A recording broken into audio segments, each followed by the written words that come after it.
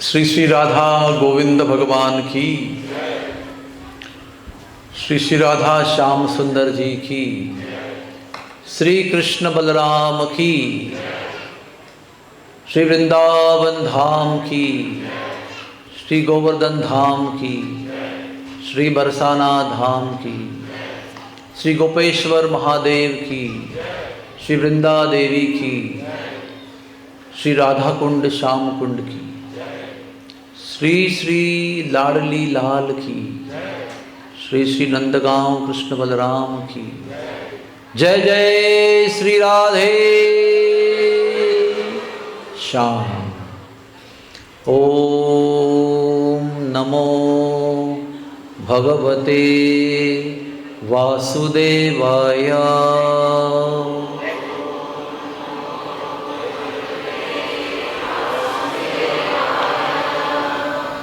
आपकी आवाज़ इस सुंदर सभागृह में गूंज सकती है। ओम नमो भगवते वासुदेवाय।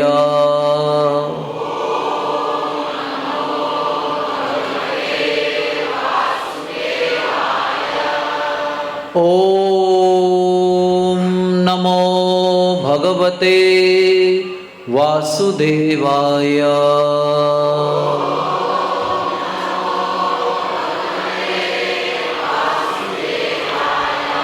नारायणं नमस्कृत्य नरं चैव नरोत्तमं देवीं सरस्वतीं व्यासं ततो जयमुदीरये। नष्टप्रायेषु अभद्रेषु नित्यं भागवत सेवया भगवतीरुत्तमश्लोके भक्तिर्भवती नैष्टिकी। कृष्णाय वासुदेवाय देवकी नंदनाय च नंदगोपकुमाराय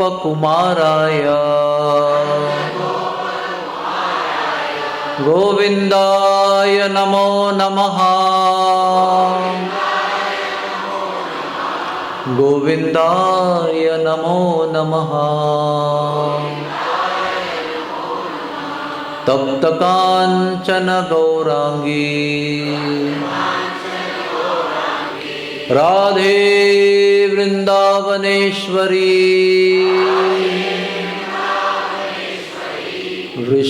वृषभानुसुते देवी प्रणमामि हरिप्रिये। प्रणमामि हरिप्रिये।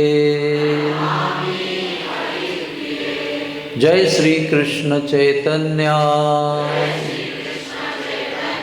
प्रभु नित्यानंद श्री अद्वैत गदाधर श्रीवासदि गौर भक्त वृंदा। हरे कृष्णा कृष्णा कृष्णा हरे हरे हरे राम राम राम हरे हरे। हरे कृष्णा। तो आप सबका आज के व्रज लीला सप्ताह के तीसरे दिन आप सबका स्वागत है। तो 2 दिन में हमने सबसे पहले वृंदावन में जाने की भूमिका क्या होनी चाहिए उसके बारे में वर्णन किया। कल के दिन में गौ का महात्म्य का वर्णन किया, वराहदेव की लीला का वर्णन किया, मदन टेर स्थान का दर्शन किया, गौशाला का दर्शन किया। तो आज हम हमारी यात्रा श्री वृंदावन की परिक्रमा में एक सुंदर स्थान आता है जिसका नाम है कालिया घाट। तो इस कालिया घाट से हम आज की यात्रा आरंभ कर देते हैं। अभी आप लोग इस दृश्य को बड़े ही गौर से देखिए। ये कदम का पेड़ है और ये कदम का पेड़ बहुत अद्भुत पेड़ है। वैसे कदम के तो हजारों लाखों पेड़ हमने वृंदावन में देखे हैं, लेकिन ये कदम का पेड़ बहुत अनोखा है। आगे भी देखिए, मैं दोबारा दिखाऊंगा आपको। इस पेड़ की ये विशेषता है कि ये पूरी तरह से खोखला पेड़ है, यानी इंग्लिश में कहते हैं it's totally a hollow tree. फिर भी ये पेड़ हमेशा हरा भरा रहता है, चाहे गर्मी का मौसम हो, बारिश का मौसम हो या सर्दी का मौसम। ये इसकी एक बहुत चमत्कारिक स्थिति है। ये पेड़ ऐसा क्यों है, इसके पीछे एक बहुत सुंदर कहानी है। हो सकता है ये सत्य युग में ये घटना हुई है, जिसका उल्लेख पुराणों में आता है। बहुत लंबी कहानी महाभारत में आती है। संक्षेप में हम आपको बता रहे हैं कि गरुड़ जी स्वर्ग से अमृत लाने के लिए गए थे। उन्हें और उनकी माता को दास्यत्व का शाप था। दास्यत्व से मुक्त करने के लिए उनकी सौतेली माँ कद्रू ने उनको कहा कि आप हमारे सर्प पुत्रों के लिए स्वर्ग से अमृत लाइए। तो गरुड़ जी अमृत लाने गए और उन्होंने अमृत लाया। बहुत संघर्ष हुआ, बहुत लंबी कहानी है। बड़े संघर्ष के बाद में अमृत कलश प्राप्त किया और उसको लेकर जब आ रहे थे तो बीच में वृंदावन आया। और वृंदावन में आने के बाद उन्होंने यमुना जी का दर्शन किया। तो आप सब लोगों को ये नियम मैं बता दूं कि जब भी आप किसी नदी के पास जाते हो या गुजरते हो तो नदी का सम्मान करना बहुत ज़रूरी है। अपने वाहन से उतरकर नदी में जाकर आचमन करके, प्रणाम करके, हो सके तो स्नान करके, जल पी के, दंडवत करके फिर आगे जाना चाहिए। तो गरुड़ जी साक्षात विष्णु तत्व हैं, साक्षात महान वैष्णव हैं, विष्णु के वाहन भी है। तो उन्होंने इस पेड़ पर, जो आज कालिया घाट के नाम से जानता है, उस समय कालिया घाट का नाम नहीं था उसका, तो कदम का पेड़ था, यमुना किनारे स्थित था। तो गरुड़ जी ने इस पेड़ पर अमृत कलश रखा, नीचे उतरे, यमुना जी का आचमन किया, प्रणाम किया और फिर पेड़ पर वो कलश लेने गए।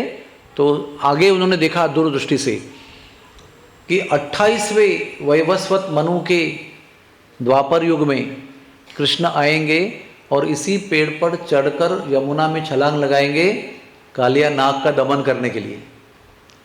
तो उन्होंने अमृत की कुछ बूंदें इस पेड़ पर छिड़क दी। इसलिए कालिया नाग का जब विष सब जगह फैल गया था तो सब जीव सृष्टि नष्ट हो गई थी। पेड़ पौधे, बेलियां, सब घास वास सब जल चुकी थी, लेकिन एक पेड़ ये हरा भरा था क्योंकि उस पर अमृत की बूंदें छिड़क गई थी। इसलिए आज ये पेड़ पूरा खोखला होने पर भी हमेशा हरा भरा रहता है। और दूसरा उसका कारण है कि श्री कृष्ण के दिव्य चरण कमलों का स्पर्श इस पेड़ को हुआ, इसलिए पेड़ भी अमर हो गया और आज भी बड़े शान से ये यमुना किनारे खड़ा है। तो आप आगे देखेंगे तो देखिए, ये देखिए, कुछ आइडिया आता है आपको? ये कलश है कि ये पेड़ पर एक अद्भुत और दृश्य है कि अपने आप ही पेड़ के ही लकड़ी से एक अमृत कलश बना हुआ है। आशा करता हूं कि आपको इसमें दिखाई पड़े। अभी क्या दिखाई पड़ रहा है? पहला वाला पेड़ दिखाई पड़ रहा है बस। हरे कृष्णा। चलो कोई बात नहीं, हम कोशिश करते हैं।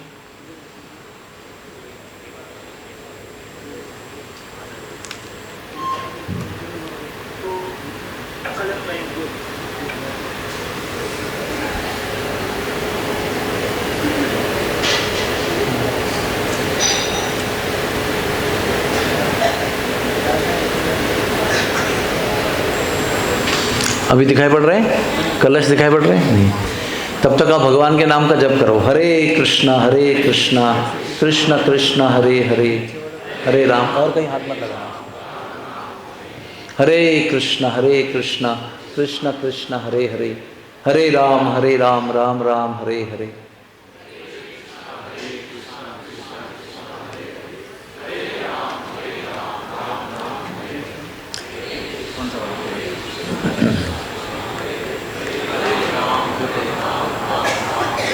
इधर से कुछ नहीं होगा आपको, यही आपका पॉइंट है, उधर कुछ मत करो आप। यहाँ से तो हिल रहा है ना मेरे हाथ से।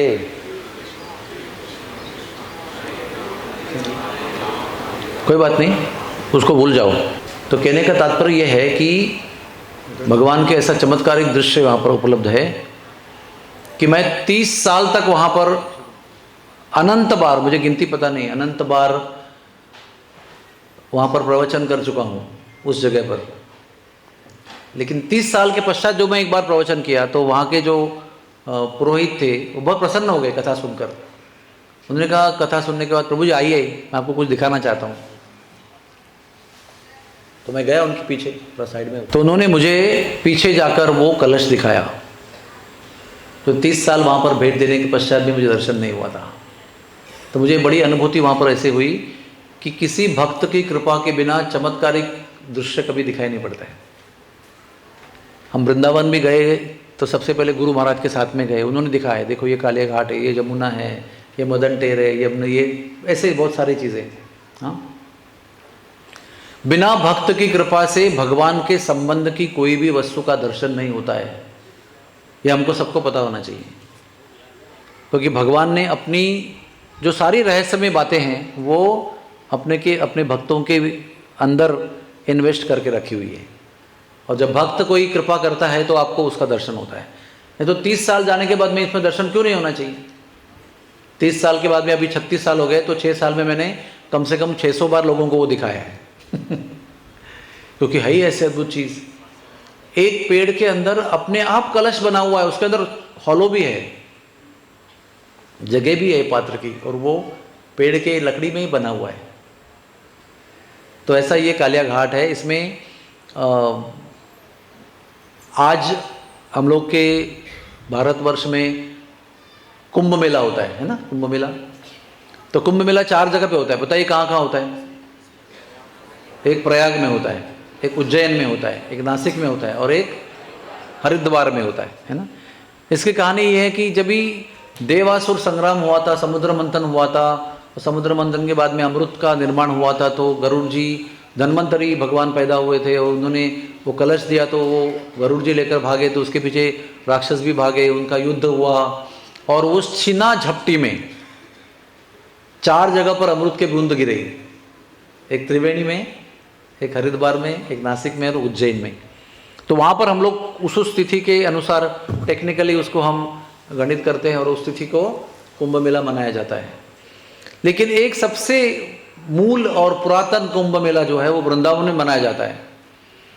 वो उस उपलक्ष्य में जिस वक्त गरुड़ जी ने इस पेड़ पर अमृत कलश रखा और कुछ बूंदे इसकी छिड़की, उस उपलक्ष्य में वृंदावन में मूलभूत कुंभ मेला मनाया जाता है। वो भी हर 12 साल में एक बार होता है।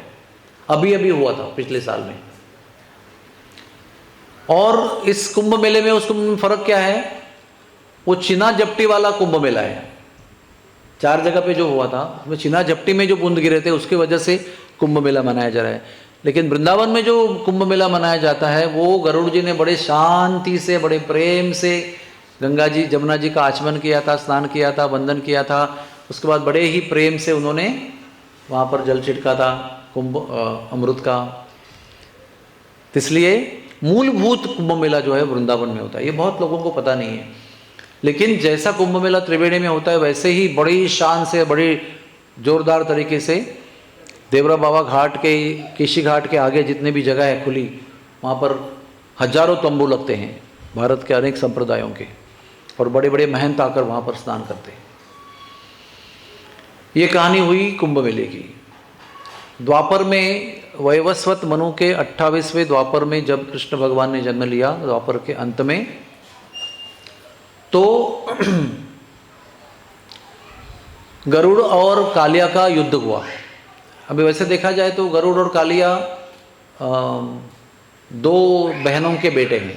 तो एक माता का नाम है विनता। अभी इसको देखने के बाद में आप यकीन नहीं कर सकते, ऐसा हो सकता है क्या? Is it possible not to believe? ये सत्य परिस्थिति है, ये कोई फोटोग्राफिक गिमिक नहीं है। ये दूर से दिख रहा है तो ये पास में से दिख रहा है, देखिए। तो ऐसा ये चमत्कारिक अनंत स्थितियां वृंदावन में हैं, अद्भुत अद्भुत स्थितियां। केवल देखने वाले की नज़र चाहिए और भक्तों का मार्गदर्शन चाहिए बस। तो मैं ये कह रहा था कि कश्यप मुनि की अनेक पत्नियों में से 2 पत्नियों का नाम है कद्रू देवी और विनता देवी। विनता देवी गरुड़ की माता है और कद्रू देवी सांपों की माता है, यानी अनंत शेष सबसे बड़े भाई, उसके बाद कालिया, तक्षक, वासुकी, ऐरावत, पुरुषोत्तम, ऐसे बहुत हजारों लाखों नागों का नाम महाभारत में दिया है। वो सब कद्रू के बेटे हैं। तो फिर भी कालिया और गरुड़ जी के बीच में युद्ध होता है। तो युद्ध होते होते क्या होता है कि कालिया यमुना नदी के पास में आता है और यमुना में छलांग लगाता है और छुप जाता है, और गरुड़ जी वहाँ प्रवेश नहीं करते, क्योंकि एक बार बहुत पुरातन काल में गरुड़ जी को सौबरी मुनि ने शाप दिया था, जो यमुना जी के जल के अंदर तप करते थे, और गरुड़ जी वहाँ जाकर मछली और सर्प खाते थे उनका भोजन है, उनका कोई पाप नहीं है उसमें। लेकिन सर्पों ने जाकर कंप्लेंट किया तो सौबरी मुनि ने उनको यह आश्वासन दिया कि मैं इसका इलाज करूँगा। तो अगली बार जब गरुड़ आए मछली खाने के लिए तो उन्होंने उनको वार्न किया, चेतावनी दिया कि आप यहाँ पर नहीं आ सकते, यहाँ की मछली और सांप नहीं खा सकते आप, और अगर आओगे तो मर जाओगे। तो ये कालिया को पता था, क्योंकि कालिया ने जाके कंप्लेंट किया था अपनी माता और बाद में अनंत शेष और बाद में सौबरी मुनि के पास।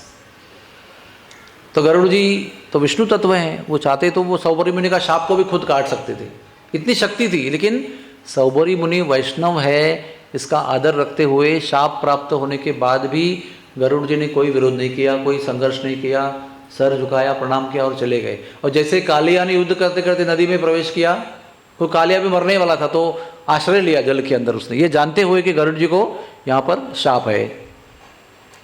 तो फिर क्या हुआ, गरुड़ जी सीधे निकल गए, क्योंकि उनको सौबरी मुनि के शाप का और आदेश का पालन करना था। तो फिर ये कालिया नाग जमुना के दह के अंदर स्थिर हो गया। ही इस्टेब्लिश्ड हिमसेल्फ, अपने आप को बसा लिया उसने, कुटुंब के साथ, अनंत पत्नियों के साथ, बच्चों के साथ बस गया वो। लेकिन सांप जहाँ जहाँ बसते हैं ना, वो सब चीज़ विषैली हो जाती है। एक गलत धारणा का जो व्यक्ति होता है ना, जैसे कि अभी आम का सीज़न है, अभी ख़त्म हो रहा है लेकिन अभी भी चल रहा है, दशहरा चल रहा है, लंगड़ा चल रहा है, बहुत सारे चल रहे हैं। उसमें पेटी में अगर एक आम सड़ा होगा तो कुछ करता नहीं, वो खाली बैठा है बस। तो सड़ा हुआ आम एक बैठा हुआ 50 आम को भी सड़ा देता है। और एक अच्छा आम अगर सड़े हुए आम में बैठा हुआ है तो सबको पका नहीं देता है, वो खुद सड़ जाता है ना। तो बुराइयों का असर इस दुनिया में बहुत ज़्यादा होता है, बहुत जल्दी। तो सांप कालिया बसने के पश्चात ऐसा भयंकर कालकूट विष उसमें जल में फैल गया कि सारी जीव सृष्टि जल के अंदर की, इन सांपों के अलावा, और जल के बाहर किनारे में जितने पौधे, पेड़, बेलियां, घास जितने भी थे, सब जलकर राख हो गए। यहाँ तक कि जमुना के ऊपर से कोई पंछी भी उड़ता था ना, तो उस विष के बाफ के प्रभाव से मरकर नीचे गिरता था पानी में।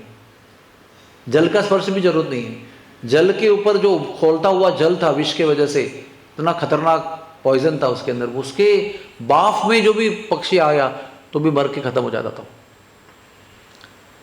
तो कृष्ण भगवान तो सब जानते हैं, तो उधर नंदगांव में लीला कर रहे हैं, उनको पता है यहाँ पर वृंदावन में लोगों के जीवन में आतंक हो रहा है। तो उन्होंने वहाँ पर एक गेंद खेलना शुरू किया। उस एक गांव है, उसका नाम है, 4 नाम है उस गांव के, एक ही गांव के, गीडोह, दूसरा नाम है गेंदोवा, क्योंकि भगवान वहाँ पर गेंद खेला करते थे, इसलिए उसका नाम है गेंदोवा। और एक नाम है गानबन, यानी जहाँ पर सभी ब्रजवासी बालक जो है वो गाते थे बैठकर, ऐसी गोष्ठी करते थे कि ब्रह्मा, शिव जी, देवता, गंधर्व, यक्ष, किन्नर, ये किम पुरुष, ये सब लोग वहाँ पर दिग्मुड़ हो जाते थे, यानी कि they would be stunned to hear the singing of the cowherd boys. तो वो गानबन में नाम है ना गेंदोवा, तो सब लोग गेंद खेल रहे थे। तो अभी मेरी गेंद आपकी गेंद सब लोग ऐसे उछाल रहे थे उसको, मैं आपकी तरफ उछाल रहा हूँ, मेरी तरफ उछाल रहा है, मैं इसकी तरफ उछाल रहा हूँ। तो श्रीदामा की गेंद थी वो, उस समय श्रीदामा की गेंद के साथ खेल रहे थे। तो भगवान ने जब उस गेंद को पकड़ा, जब उनकी ओर फेंका गया, तो भगवान ने उस गेंद को ऐसा फेंका कि सीधे वो गिडो, नंदगांव में है वो गांव, वहां से सीधा वृंदावन में कालिया घाट में जमुना जी में गिर गया वो जाके, इतना दूर गिराया। तो श्रीदामा ने बहुत हल्ला मचाया, अरे मेरी गेंद वापस ला के दो, अरे मेरी गेंद वापस ला के दो। तो भगवान ने कहा मेरे पास और नई गेंद है, वो ले लो। उस गेंद में क्या रखा है? बच्चे कैसे बोलते हैं, मुझे मेरी ही गेंद चाहिए। तो ठीक है, इतना जिद करते हो, चलो सब लोग चले वहां से। चलते चलते चलते कालिया के घाट के पास आए, चल के गए, सब गायें भी चल के गई पीछे पीछे, सब लोग थक गए। तो सीधे जाकर जमुना जी का जल पिया उन्होंने, प्यास लगने के बाद। तो क्या हुआ बताइए? सारे ग्वाल बाल एक साथ मूर्छित नहीं हुए, मर गए। जिस विष की बाप का स्पर्श होने से पक्षी मर जाते थे, तो उस पानी को पीने से कौन बच सकता है?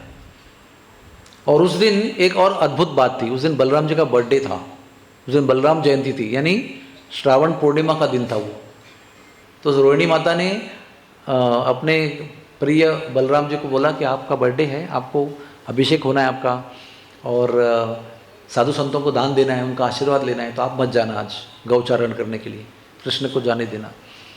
तो बलराम जी भी साथ में नहीं थे, और एक कृष्ण के अलावा सारी गायें, सारे ग्वाल बाल मृत हो गए। और कृष्ण वहां देख रहे हैं, अरे इतने सीधे साधे बालक मर गए सब लोग।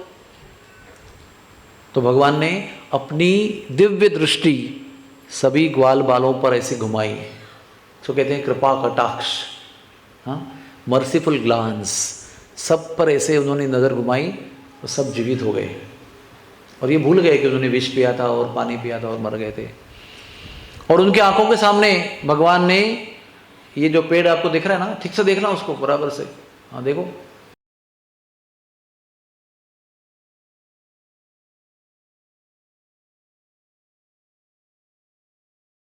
इस पर भगवान चढ़े।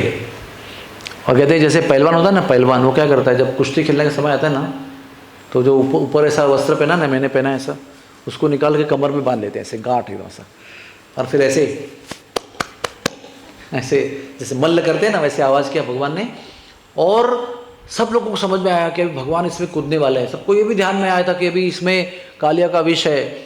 तो श्रीदामा ने कहा नहीं चाहिए मुझे, नहीं चाहिए गेंद, नहीं चाहिए मुझे, क्योंकि समझ गए कि गेंद के चक्कर में हम कृष्ण को खो सकते हैं। तो उनकी कौन सुन रहा है? कृष्ण ने ऐसे, क्या कहते हैं उसको, ऐसे आवाज़ किया बाजुओं में, और पूरे पानी में छलांग लगा दी। जैसे ही पानी में छलांग लगाई, तो इतने गहरे पानी में कूद गए वो कि पूरा जलाशय जो वो छिन्न विच्छिन्न हो गया, सारा जल जो है वो किनारे पे भी आ गया।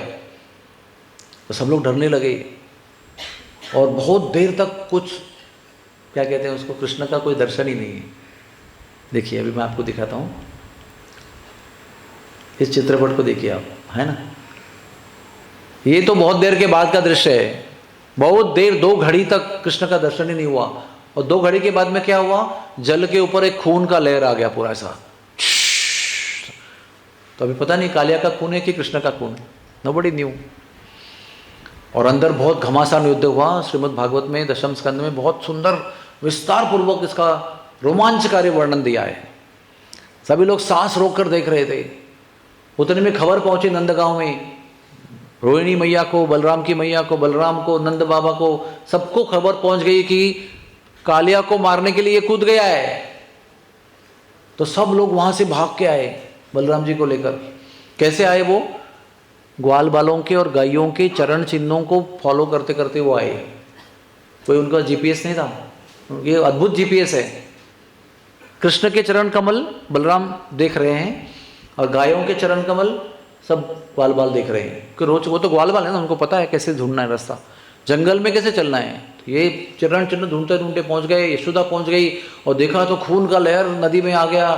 तो वो बोले मैं अभी जा रही हूँ जमुना जी, मुझे क्यों जीना है, अगर मेरा बालक जीवित नहीं तो मैं जीवित नहीं रहना चाहती। नंद बाबा भी कूदना चाहते हैं, सब गोपियाँ उनको पकड़ रही हैं, जाने नहीं दे रही है, जाने भी दे नहीं रही है, और कुछ भी नहीं हो रहा है। तो यशोदा माता बेहोश हो गई, नंद बाबा बेहोश हो गए। आप सोच सकते हैं इतना भयंकर स्थिति थी वो कि कृष्ण है कि नहीं, दर्शन ही नहीं हो रहा है। कुछ देर बाद अंदर बहुत मुक्का मारी हो गई और भगवान ने कालिया के क्या कहते हैं कॉइल्स में से निकलकर उसके सर पर छलांग लगाई। उसके हजारों फन थे, वो हजारों फन विष से भरे हुए थे। तो भगवान ने उस फनों पर नृत्य करना शुरू किया। अब इसके पीछे भी छोटी सी कहानी है।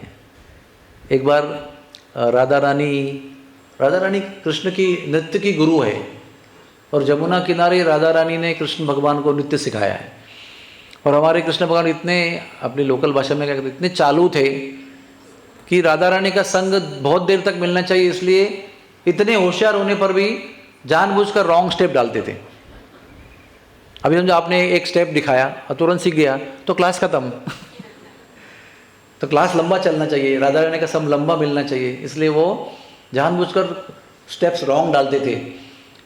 और राधा रानी इतनी भोली भाली बार बार सिखाती थी उनको, लेकिन कुछ देर बाद में उनको समझ में आता था कि ये चालाकी कर रहा है, तो वो रूठ कर चली जाती थी। तो ऐसे राधा रानी से सीखे हुए नृत्य कलाकार नटराज कृष्ण भगवान एक दिन ऐसे बड़े इतराते हुए, मतलब वेरी प्राउडली ही केम, बहुत इतराते हुए आए। तो गोपियों ने कहा इतना क्यों इतराते हो, why are you so proud. तो कहता है कि ये जो स्टेप मैं चला रहा हूँ ना, ये मेरी खुद की प्रोडक्शन है, ये राधा रानी से सीखा नहीं हूँ मैं, ये मेरा खुद का नृत्य है। तो गोपियों ने कहा इतना तुमको अपने खुद की कला पर गर्व है तो हमको ऐसा एक नृत्य दिखाओ जो दुनिया में आज तक किसी ने नहीं किया होगा। मतलब कैसा, दुनिया में नृत्य कैसे करते हैं, उसके लिए स्टेज चाहिए, उसके लिए एक फर्म ग्राउंड चाहिए, तभी सभी नृत्यांगनाएं नृत्य वाले नाच कर सकते हैं। अगर समझो उनको बोला पानी में नृत्य करो, नृत्य कर सकते हैं क्या? तो पैर नीचे चला आएगा ना आपका। या आप बोलेंगे कि नरम नरम कीचड़ के अंदर नृत्य करो भीगे हुए, तो भी नहीं कर सकते। अभी आप एक गद्दी पर चल भी सकते नहीं, आप कैसे आए पता है ना आपको, ऐसे ऐसे ऐसे पकड़ के आए ना आप, क्योंकि वो स्थिर नहीं है प्लेटफॉर्म। तो इतने भी प्लेटफॉर्म पर हम लोग नृत्य नहीं कर सकते हैं। तो कृष्ण ने कहाँ नृत्य करना शुरू किया, कालिया के फन पर। और कैसा होता था, इतने कोमल उनके चरण कमल, जिनका केवल विचार करके भी गोपियां रोती थी। अरे इतने कोमल मक्खन जैसे मुलायम चरण कमल जब भी वृंदावन के पत्थर कंकड़ कांटों पर चलेंगे तो कितना कष्ट होगा, ये कष्ट सोचकर ही गोपियां रोती थी। और वो चरण कमल, कोमल कोमल चरण कमल, मक्खन से भी मुलायम, कालिया के सर पर पड़ रहे हैं, तो उनको तो बड़ा आनंद आना चाहिए ना उसको, इतना नरम नरम पैर गिर रहे हैं। नहीं, हर एक चरण कमल के साथ वज्राघात हो रहा है उसके ऊपर। वज्र जानते हैं आप, इंद्र का वज्र, हाँ, थंडर बोल्ट कहते हैं उसको। दूर से लग रहा है कि कोमल चरण चल रहे हैं और कालिया को अनुभूति हो रही है कि हर एक फन पर वज्र आघात हो रहा है, तो उसमें अग्नि के रूप में विष बाहर निकल रहा है, और जो टना हुआ फन है वो ऐसे गिर जाता था। मतलब पैर रखते ही जो प्लेटफॉर्म है वो नीचे जा रहा है और उस पर वो डांस कर रहे हैं। तो सब गोपियां ऐसे देखने लगी, हाँ उन्होंने का वादा किया था कि एक दिन ऐसा अद्भुत नृत्य दिखाऊंगा। तो भगवान ने बहुत देर तक नृत्य किया और एक एक फन पर अपना पैर रख रख के एक एक पैर से उस सारे विष को निकाल दिया, अग्नि निकली उसमें से। कालिया का इतना वेदना हुई, कालिया को हर एक पैर को सहन करते हुए, आघात सहन करते हुए, दर्द सहन करते हुए कालिया को मृत्यु जैसी मरणांतिक पीड़ाएं हो रही थी। और फिर सारे फनों को भगवान ने गिरा दिया और सब वो गिरते हुए उठते हुए गिरते हुए फनों पर भगवान ने ऐसा अद्भुत नृत्य किया। और आपने कभी सांप को हाथ लगाया क्या किसी ने, गलती से, प्रेम से, खेल खेल में? वो चिकना चिकना होता है सांप, स्लिपरी होता है, स्लिपरी बहुत। अभी आपको अगर फिसलन पहाड़ी पे अगर डांस करने को बोलेंगे तो आप एक मिनट के अंदर नीचे गिर जाएंगे। ऐसे फिसलन पहाड़ी पे कृष्ण नृत्य कर रहे हैं और इतना अद्भुत नृत्य कर रहे हैं कि देवता लोग आकाश में इकट्ठा हो गए। जो डांस में एक्सपर्ट है, एक गाने वाले होते हैं गंधर्व, एक नाचने वाले होते हैं किन्नर, एक वाद्य बजाने वाले होते हैं, हाँ, ये किम पुरुष, यक्ष, ये सभी गाने बजाने वाले में सब में एक्सपर्ट है। गाना बजाना, नृत्य करना, वाद्य बजाना, सब एक्सपर्ट है। सब आकाश में जमा हुए और जिस तान और जिस सुर पर कृष्ण भगवान नृत्य कर रहे थे वो उसको मैच करने का प्रयास कर रहे थे अपने वाद्यों से, but they could not match the melody. हाँ, वो तान और सुर को मैच नहीं कर सके, वो अपना बजाते रहे और कृष्ण अपना गाते रहे। और ये अद्भुत नृत्य देखकर गोपियों को भी इच्छा हुई कि अरे हमको भी नाचना चाहिए। तो भागवत में नहीं कि बाकी शास्त्रों में लिखा है कि भगवान ने कुछ गिने चुने गोपियों को लिया उसके सर के ऊपर और उनके साथ उधर रास नृत्य किया, रास डांस, रास लीला किया कालिया के सर के ऊपर। और अभी कालिया कृष्ण के चरणों का वज्राघात सहन करके करके मरने ही वाला था, तो उसकी पत्नियां हाथ जोड़कर अपने बच्चों को सामने करके भगवान के सामने आई और बहुत सुंदर भागवत में उनके मुख से प्रार्थनाएं प्रस्तुत हुई हैं। वो भगवान की बड़ी भक्त थी, उनका पति भक्त नहीं था लेकिन वो भक्त थी भगवान की। और उन्होंने अपनी पत्नी की जीवन को बचाने के लिए कृष्ण के लिए बहुत प्रार्थनाएं की, बहुत स्तुति की भगवान की। बोले हमारे पति बहुत पापी हैं, आप उन पर कृपा कीजिए, हमारा सुहाग बचा के रखिए। तो भगवान ने उनकी प्रार्थना देखकर कालिया को जान से मारना छोड़ दिया। इसलिए हम सबको अगर बचना है तो कोई ना कोई भक्त हमारे लिए प्रार्थना करना चाहिए। Please make understand this very nicely. हाँ, हम अपने आप प्रार्थना करेंगे चीखेंगे तो शायद अपनी प्रार्थना नहीं सुनेंगे भगवान, लेकिन कोई दयालु कृपालु भक्त या अनेक भक्त जो हम पर प्रेम करते हैं, हम उन पर प्रेम करते हैं, अगर वो भगवान के लिए भगवान से हमारे लिए प्रार्थना करेंगे तो फिर भगवान उनकी प्रार्थना सुनकर हमें माफ़ कर सकते हैं। यही हुआ, कालिया बच गया क्योंकि उनकी पत्नियां भक्त थी। हमारे घर में भी ऐसा ही है, हमसे ज़्यादा भक्त हमारी पत्नियां हैं और हमें आशा है कि अगर हम नहीं पहुँचे तो हमारी पत्नियां हमको भगवान के पास पहुँचाएंगी, उनकी कृपा से हम भगवान के चरणों में पहुँचेंगे। तो ये विशेषता है। तो फिर भगवान ने फिर कालिया को मारने का प्लान कैंसिल कर दिया और कालिया बच गया। आप सोच सकते हैं वो कितना थका होगा, इतना मार खा के, इतना आघात सहन करके, बड़ा थक गया था वो। और बाल बाल बचा ना, मतलब अभी मरने वाला था वो भी, कितना उसने एंग्जाइटी का एक्सपीरियंस किया होगा, अभी बच गया पूरा। तो भगवान ने कहा तुम जाओ अभी यहाँ से, कालिया घाट से चले जाओ, क्योंकि कालिया का पूरा जो देह है वो तुमने विष से पूरा कलुषित कर दिया है, दूषित कर दिया है, यहाँ पर जीव सृष्टि सब खत्म हो गई है। लेकिन कालिया तब तक इतना दुख सहने करने के बाद में सब परम शुद्ध हो गया वो, इस वेदना को सहने के बाद, और भक्त बन गया। तो भगवान की स्तुति करने लगा एक भक्त की तरह। उसको वहाँ से जाने का मन नहीं कर रहा था। दो कारण थे, एक तो भगवान के चरणों की कृपा प्राप्त करके बहुत पुनीत हो गया था वो, आनंदी हो गया था, पत्नियों के प्रति भी कृतज्ञ था वो, बहुत ऋणी था।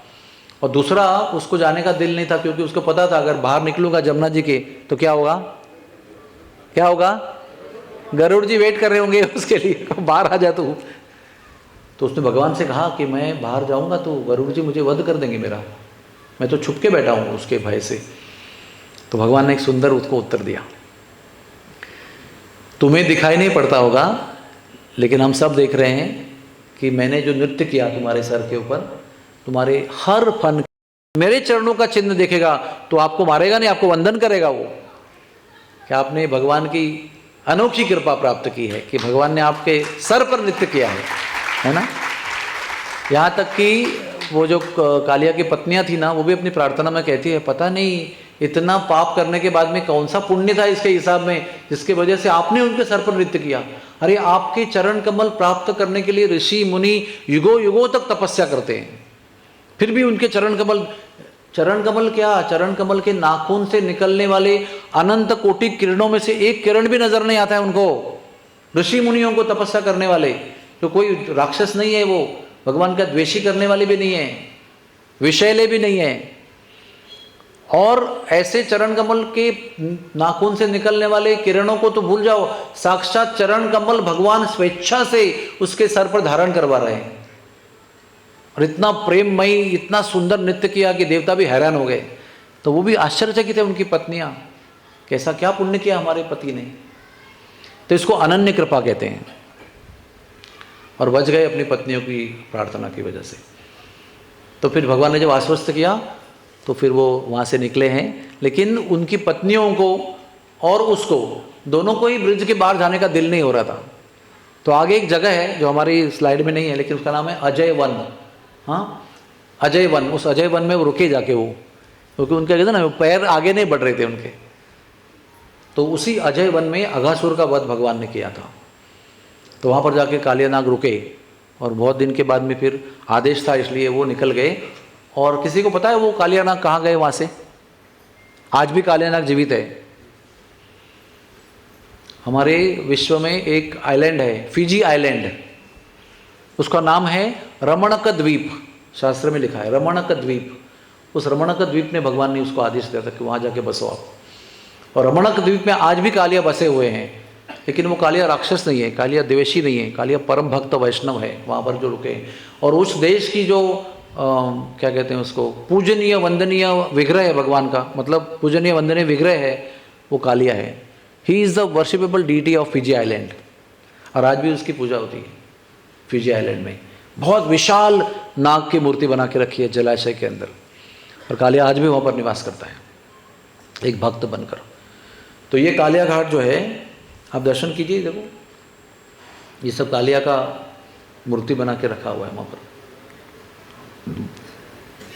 देखिए दर्शन कीजिए। ये अमृत कलश का दर्शन कीजिए। अच्छा, तो कालिया की इस कथा से हम क्या सीख सकते हैं? कालिया जो है वो द्वेष का प्रतीक है। कालिया का विष जो है वो मत्सर, द्वेष, एनवी इसका प्रतीक है। और शास्त्र में लिखा है कि ये जो द्वेष है इसी के कारण हम लोग यहाँ पर अभी जी रहे हैं पृथ्वी पर।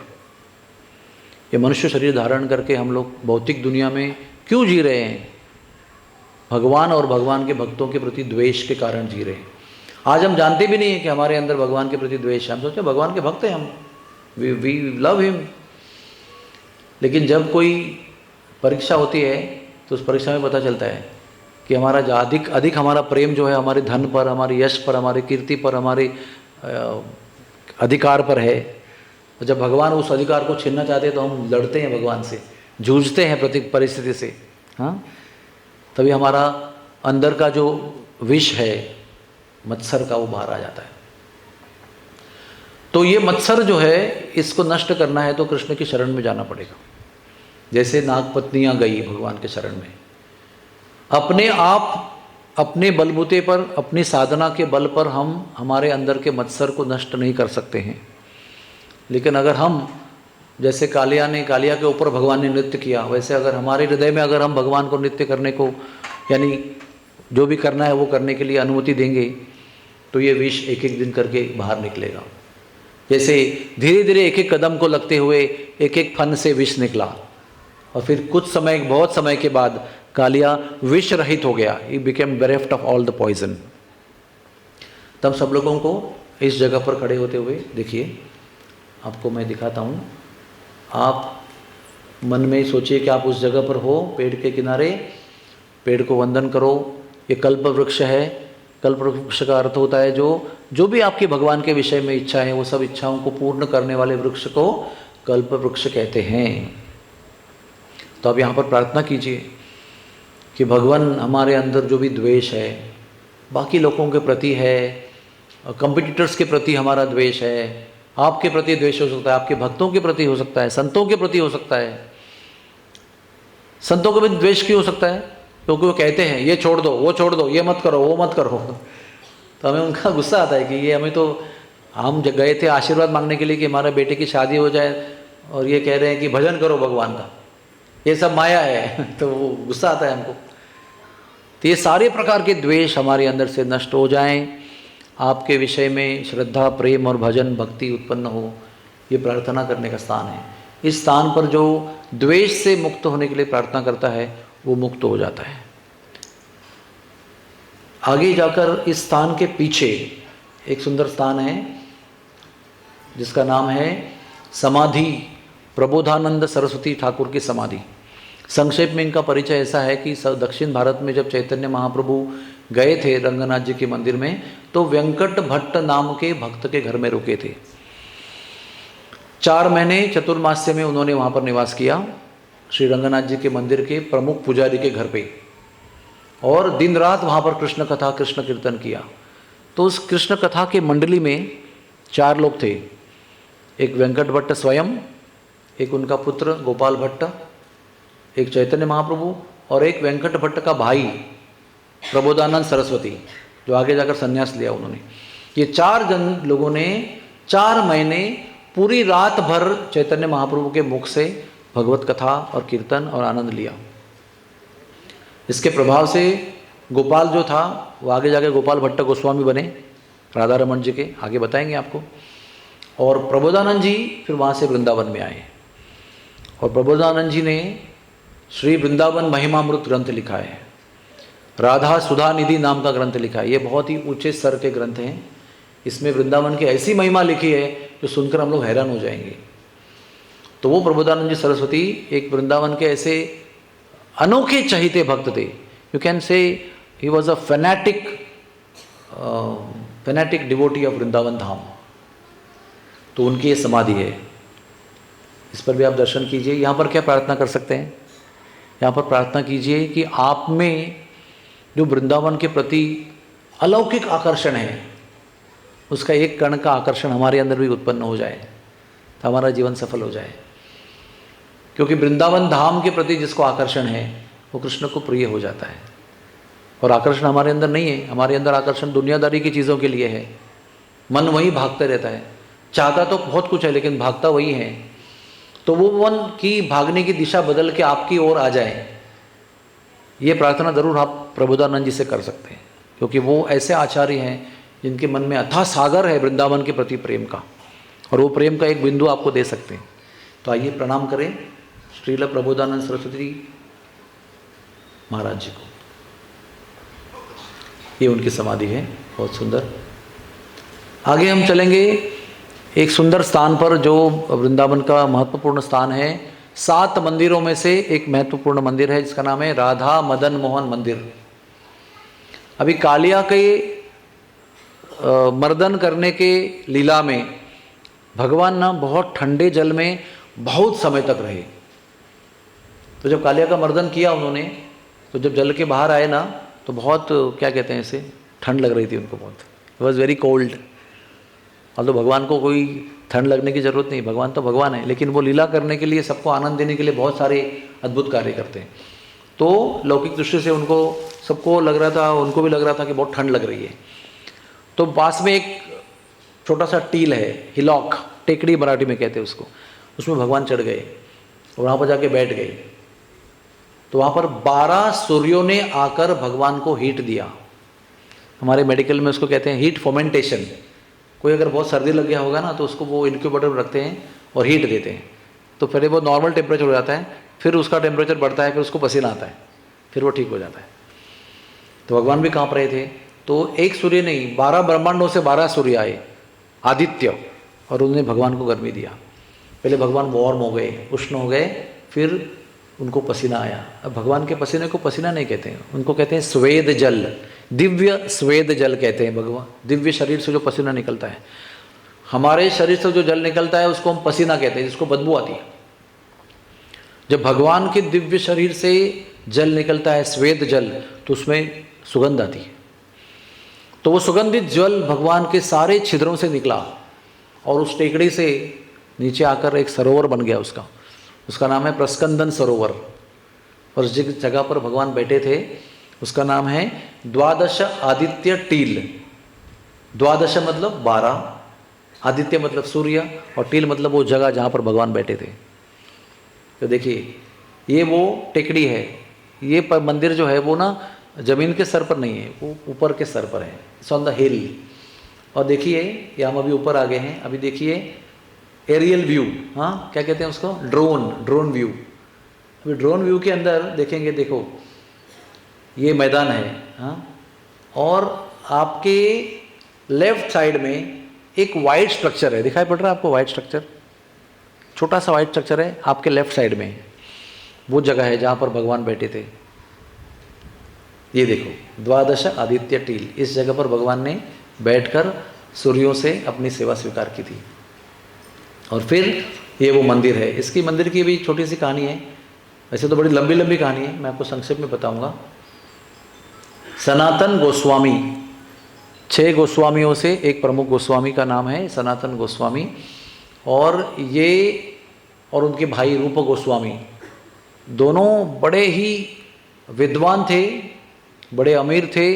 नवाब हुसैन शाह ये राजा थे उस समय उत्तर उत्तर पश्चिम दिशा में, उनके राज्य में ये प्राइम मिनिस्टर और फाइनेंस मिनिस्टर थे दोनों। और इनके पास उस समय पर बड़े बोट भरकर सोने की मोहरी थी। We can not imagine also कितने होंगे उसके अंदर, इतने अमीर थे वो।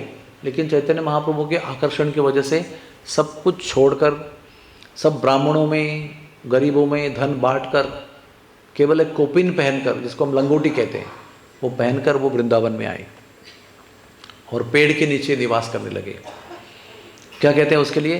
त्यक्त्वा तूर्णम अशेष मंडलपति श्रेणीम सदा तुच्छवा। इस विश्व के सबसे आकर्षक धन दौलत, अधिकार, पावर, सब कुछ छोड़कर, कैसे? तुच्छवत, इनसिग्निफिकेंट रूप में छोड़कर वो सब कुछ छोड़कर ब्रज में आए, भिक्षा मांगकर जीने के लिए, कोपिन पहनकर रहने के लिए, पेड़ के नीचे निवास करने के लिए। वो पेड़ भी कैसे? 3 दिन के ऊपर एक पेड़ के नीचे निवास नहीं करना है। आप बोलेंगे अच्छा पेड़ है, अच्छे फल है, अच्छी छाया है, तो यहीं पर बस जाओ, तो अटैचमेंट हो जाएगा, तो 3 दिन के बाद पेड़ भी बदली करना है। नो अटैचमेंट, अटैचमेंट केवल कृष्ण के लिए।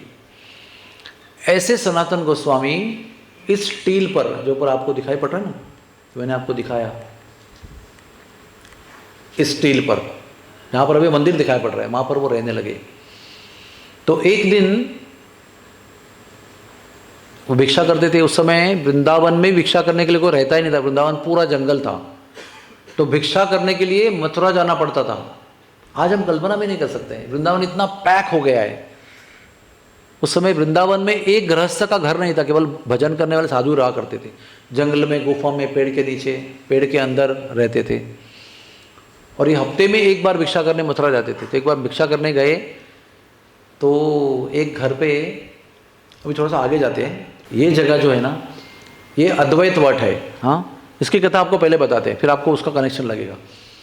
तो अद्वैत वट में महाविष्णु के अवतार अद्वैत आचार्य नवद्वीप से, उधर से शांतिपुर से आकर भजन कर रहे थे, एकांत भजन। तो इस पेड़ के नीचे बैठकर वो भजन करते थे। ये वट वृक्ष है। तो भगवान उनके सामने, इस पेड़ के सामने प्रकट हो गए। मदन गोपाल जी, मदन मोहन जी, श्री कृष्ण भगवान प्रकट हो गए और उनसे बातचीत करने लगे कि मैं आपके साथ रहना चाहता हूँ, रहो। फिर अद्वैत आचार्य ने उनका काफ़ी सेवा किया बहुत दिन तक। फिर चैतन्य महाप्रभु वहाँ प्रकट हो गए, नवद्वीप में, बंगाल में। श्री कृष्ण स्वयं वहाँ पर जन्म लिए, चैतन्य महाप्रभु के रूप में, गौरांग महाप्रभु के रूप में। तो इनको आदेश हुआ मन से, तो ये जाने के लिए तैयार हो गए। तभी भगवान का क्या करना है, तो मथुरा में गए। वहाँ पर एक पुरुषोत्तम चौबे, पुरुषोत्तम चतुर्वेदी नाम के भक्त थे, बड़े अच्छे भक्त थे। मथुरा में बहुत चतुर्वेदी लोग रहते हैं, उनको चौबा कहते हैं, चौबे। हाँ, तो उनको उन्होंने सौंप दिया कि आप इनकी देखभाल करो, मैं जा रहा हूँ। तो वो और उनकी पत्नी इतना सुंदर सेवा करते थे इनकी कि डांटते भी थे उनको। डंडा लेकर उसकी मैया भागती थी, हे शरारत करते हैं बहुत, तो शैतान लड़का है, कभी टाइम पे भोजन करने में आता नहीं। भगवान को डंडा बिठाकर घर में खिलाती थी। और भगवान प्रत्यक्ष, कभी मूर्ति के रूप में, कभी प्रत्यक्ष रूप में मूर्ति से प्रकट होकर मथुरा में ग्वाल बालों के साथ खेलते थे जमुना किनारे में। मथुरा में जमुना बहती है ना, वहाँ से। तो टाइम पे नहीं आने पर ये पकड़ के, कान पकड़ के लेके आती थी और डंडा दिखा के उसको खिलाती थी, मक्खन मिश्री सब कुछ। तो एक दिन ऐसे ही लेट आए भगवान, खेलकर न मानते हुए पकड़ के लाया उसको, और डंडा दिखाकर ये बुढ़िया जो है, कृष्ण जो मदन मोहन जी है, उसको भोजन करा रही है। उस समय उनके दरवाजे में सनातन गोस्वामी पहुँचते हैं, भगवती भिक्षान देही। तो क्या देखते हैं, अरे भगवान को डंडा दिखाकर, और भगवान काँप रहे हैं, ऐसे खा रहे हैं डर डर के। तो कहते हैं भैया ऐसे भगवान की सेवा नहीं करते हैं, बहुत बड़े नियम होते हैं उसके अंदर, आप तो डंडा दिखा रही है भगवान को। तो मैया इतनी भोली भाली थी, वो साधु की बात इतना आदर करती है, तो मान गई, बोली मैं तो गलत कर रही हूँ। तो बोलो बाबा कैसे करनी है, तो बाबा ने समझाया ऐसे ऐसे करना है। तो भगवान को अच्छा नहीं लगा कि साधु महाराज ने आकर, जो हमारा लीला चल रही थी प्रेम की, उसको आके बाधा डाली, उसको ऑफिशियल कर दिया, पूरा फॉर्मल बना दिया। अच्छा क्या कहते हैं उसको, स्पॉन्टेनियस जो है ना, वो स्फूर्त सेवा चल रही थी भगवान की। तो फिर भिक्षा दी वो और चले गए सनातन गोस्वामी। तो रात को भगवान स्वप्न में आए, मदन गोपाल जी, और बहुत डांटे सनातन गोस्वामी को। तुम क्या समझते हो, वो मैया से बड़े भक्त हो क्या तुम? हाँ, मैया मुझे उतने प्रेम से रखती थी, वात्सल्य भाव से हमारा रोज का आदान प्रदान चलता था, उसका डांटना इतना मधुर, मुझे इतना अच्छा लगता था, उसकी डंडा देखकर भोजन करने में मुझे इतना आनंद आता था। तुमने आकर सारा आनंद बिगाड़ दिया। अभी मैया तो मुझे डांटना वाटना छोड़ो, खाली भजन ही गाती है मेरे लिए। अभी वो सब डांटना वाटना बंद हो गया, पूरा ऑ एंड रेवरेंस, मतलब ऐश्वर्य भाव से मेरा अभी पूजन और भजन और गीत गा रही है, आरती उतार रही है मेरी वो। मुझे बिल्कुल आनंद नहीं आ रहा वहाँ पर, मैं बहुत आनंद लिया वहाँ पर, वो सब तुमने भंग कर दिया। अब ये काम करो, कल वहीं पर भिक्षा मांगने जाओ, तो मैया मुझे आपको दान दे देगी और मैं तुम्हारे संग आऊँगा। मुझे वहाँ पर बिल्कुल आनंद नहीं आ रहा है। अभी सनातन गोस्वामी क्या बोलेंगे सपन में, भगवान तो पूरा डांट रहे हैं उनको, ऊपर से आदेश भी दे रहे मुझे ले आओ वहाँ से जाकर। उसी समय उस मैया के स्वप्न में भी आए, बोले वो कल जो बाबा आएगा ना उसको मुझे दे देना, मुझे अभी उसके साथ जाने की इच्छा है। तो मैया बहुत रोई, बहुत रोई, बहुत रोई। मैया को लगा कि मैंने उसको इतना डांटा ना, इसलिए वो बड़े परेशान हो गए, अभी रहना नहीं चाहते, अभी जाना चाहते हैं, क्या करें, अभी ठाकुर जी की इच्छा है। तो अगले दिन बाबा वही आ गए, प्रकट हो गए वापस, भगवती भिक्षान देही। तो बड़े रोते रोते वो मूर्ति उन्होंने बाबा के गोद में दी, और मदन मोहन जी भी बिल्कुल प्रेम से निकले उनके साथ। अभी रास्ते में बातचीत हो रही है, मदन मोहन जी कह रहे हैं कि महाराज जी बोल रहे हैं सनातन गोस्वामी, देखो मदन मोहन जी, आपको तो मक्खन चाहिए, मिश्री चाहिए, मीठा चाहिए, सब कुछ चाहिए, मेरे पास कुछ नहीं है, मैं तो भिक्षा मांग के आने वाला हूँ, 7 दिन में एक बार भिक्षा मांगता हूँ, वो भी कुछ ना थोड़ा आटा लेके आता हूँ, जमुना जी में उसको भिगाता हूँ उसकी गोली बनाता हूँ और कंडे और लकड़ी का आग जला के उसको भूनता हूँ, और बिना नमक मिर्ची किसी के भी ऐसे ही भून के खाता हूँ भोग लगा कर। कहा नहीं, जो तुम खाओगे दूध में मिलेगा, मैं खा लूँगा उसको। देखो कल बोलना नहीं नमक चाहिए, मीठा चाहिए और मक्खन चाहिए, मिश्री चाहिए, घी चाहिए, कुछ नहीं मिलने वाला। बोले जो भी तुम भिक्षा मिलेगा मैं रहूँगा आपके साथ रहूँ। ऐसे करके ये जो जगह है ना, जो मैंने दिखाया ना आपको ऊपर, हाँ, तो ये जगह पर अद्वैत आचार्य के लिए मदन गोपाल जी, मदन मोहन जी प्रकट हो गए थे। ठीक है, वहाँ से गए, पुरुषोत्तम चौबे के पास गए, रिटर्न जब आए तो कहाँ गए, देखो रिटर्न आए तो इस जगह पर आए, यहाँ पर, इस जगह पर, हाँ, और इस जगह पर वो अभी रह रहे हैं। देखो तो बहुत दिन हुए, वो गेहूं की बाटी, जमुना जी का जल में बनाया गोली, आग में भुना हुआ, उसको बाटी कहते हैं। हम लोग कैसे बाटी खाते हैं, घी में तल कर, अंदर स्टफ़ डालते हैं, उसको मसाला डालते, क्या क्या बनाते हैं। लेकिन असली बाटी जो है ना, वो बिना नमक की जमुना जल में भिगाई हुई गोली को आग में भुना हुआ, आग में बेक किया होता है, वो ओरिजिनल बाटी है सनातन गोस्वामी वाली। तो हमारे बहुत सुपिक दिमाग ने उसको अभी बहुत एडवांस में उसको प्रोग्रेस कर दिया है। तो एनीवेज, तो एक दिन मदन मोहन जी बड़े तंग हो गए, बोलते अरे सनातन तुम तो क्या, नमक भी नहीं और स्वाद भी नहीं, वो मुंह में घुमाने के लिए भी कुछ उसमें साधन नहीं है। तो कहता है कि देखो मैंने आपको पहले ही बताया था, मेरे पास कोई व्यवस्था नहीं है। तो भगवान ने कहा मैं अपनी व्यवस्था कर दूं क्या अपने आप? हाँ हाँ करो ना अपने आप। भगवान इसका इंतजार करते थे कि भाई कितना देर में ऐसा सूखा सूखा खाऊंगा, क्योंकि नमक भी नहीं है और नमक डालते भी वो गले में से उतरता नहीं, कुछ चिकनाहट ही नहीं उसके अंदर ना, कोई घी थोड़ा चाहिए उसके अंदर तो उतरे, गले के नीचे उतरेगा।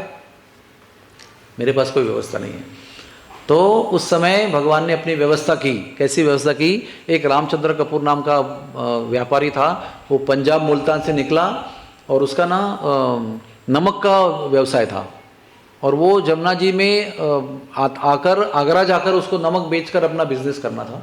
तो जब उसकी बोट जो है वो जमुना से आई वृंदावन में, तो वो भंवर में फंस गई और गोल गोल गोल गोल घूमने लगी।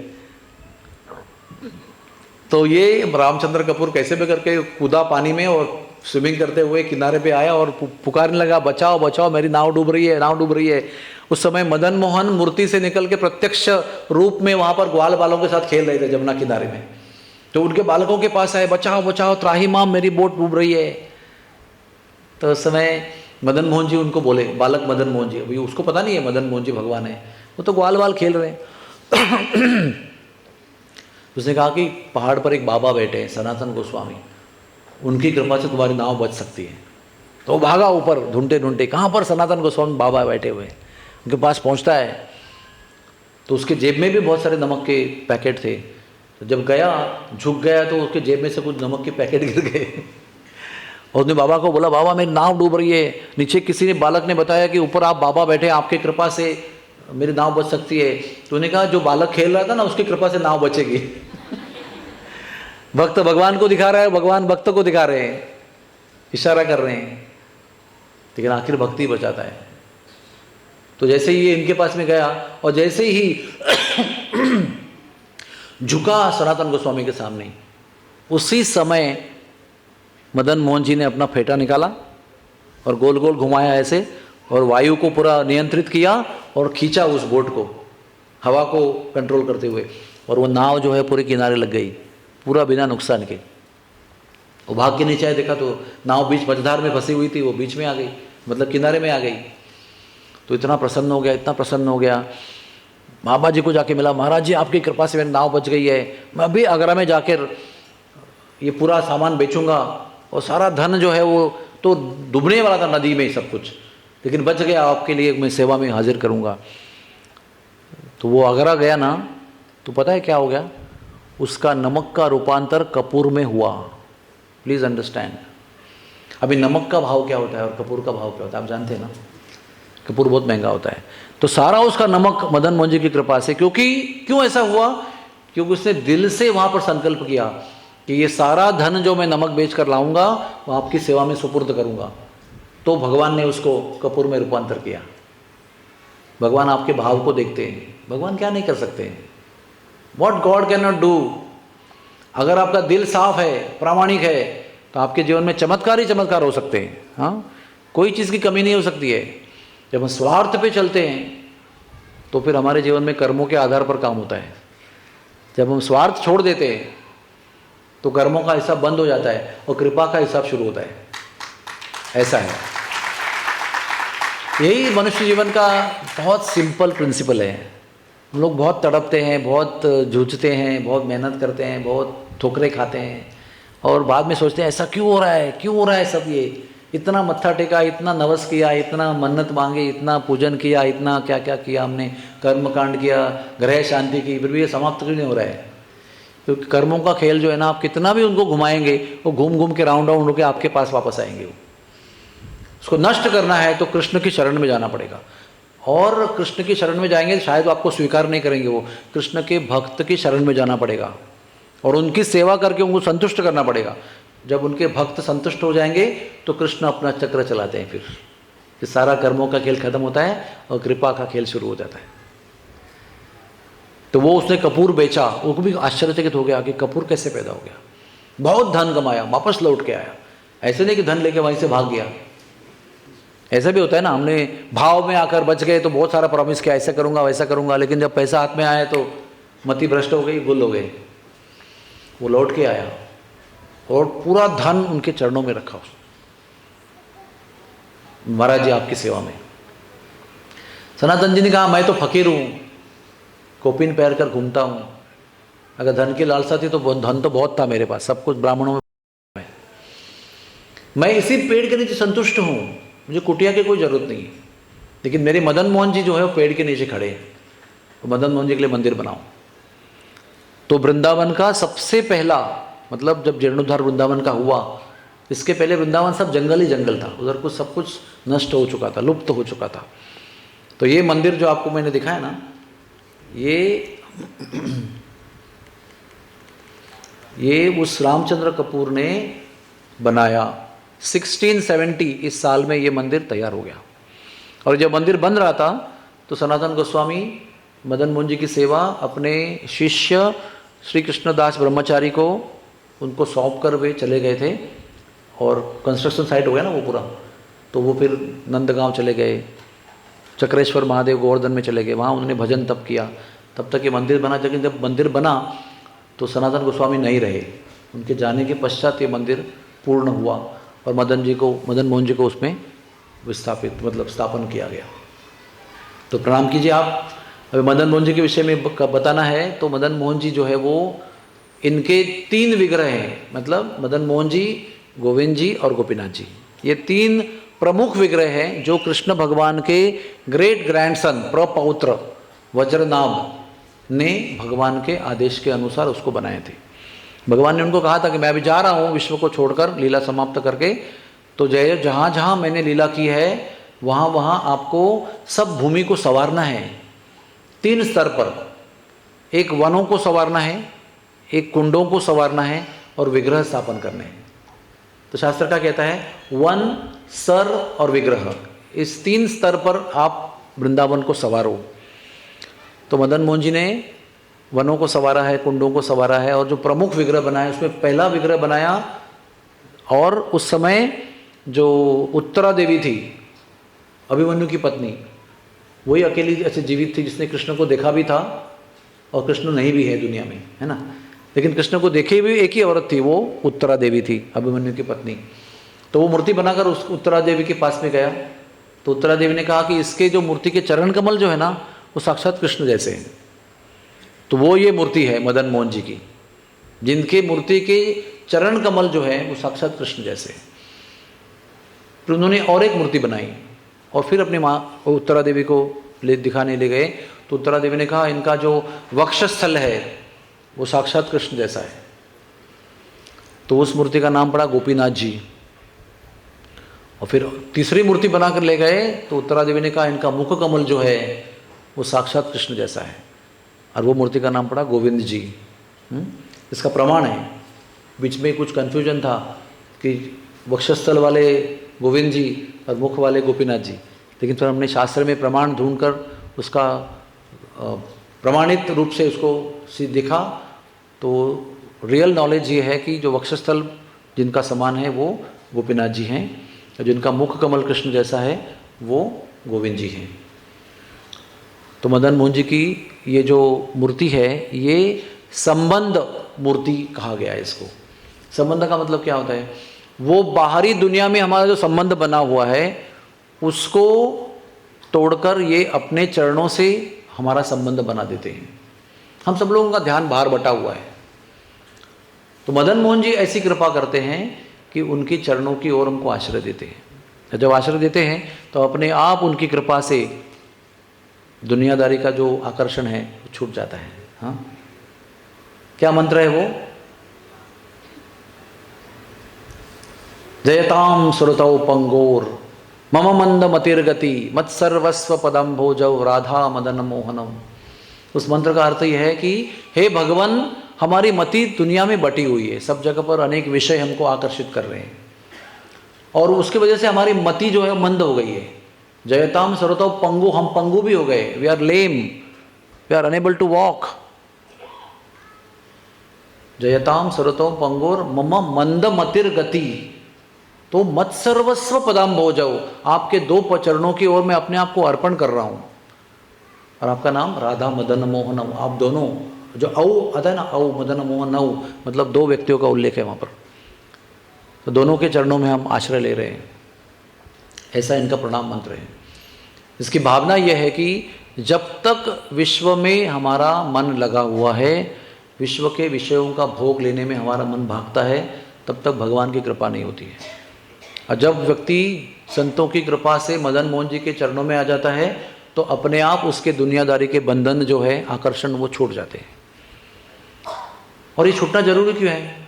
आप लोग पूछेंगे क्या जरूरी है? Everything is okay, we are happy here, we want more money, we want more enjoyment. क्या बुराई क्या है इसके अंदर? क्योंकि यहाँ का सारा आनंद जो है वो टेम्पररी है। कुछ भी आप आनंद ले लो, धन का आनंद ले लो, कभी धन है तो कभी चला जाता है।